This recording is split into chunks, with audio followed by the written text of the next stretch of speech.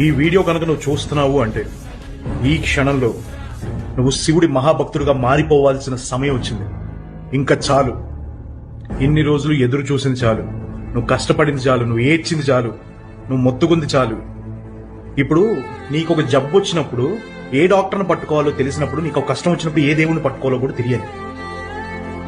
అందరికన్నా ఈజీగా అప్రోచ్ అవ్వగలిగిన డాక్టర్ని, స్పెషలిస్ట్నే కదా నువ్వు పట్టుకుంటావు. సో అలాంటి ఒక స్పెషలిస్ట్ ఏ కష్టానికైనా దేనికైనా సొల్యూషన్ చెప్పగలిగిన వాడు పరమేశ్వరుడు. ఇది గుర్తుపెట్టుకో. ఆయన మాత్రమే చాలా ఈజీగా కరుణిస్తాడు. మిగిలిన దేవుడు కరుణించడు అని కాదు, బట్ కొంచెం టైం ప్రాసెస్ ఎక్కువ. శివుడు మాత్రం భోళాశంకరుడు, ఇమీడియట్ గా రియాక్ట్ అయిపోతాడు. శివుడిని ఎలా ఉపాసించాలి, ఎలా పూజించాలి అని కొన్ని డౌట్లు ఉంటాయి కదా మీకు. ఆ డౌట్లన్నింటికి ఒకటే క్లారిఫికేషన్ ఏంటి అంటే, నువ్వు ఎలా పిలిచినా పలుకు.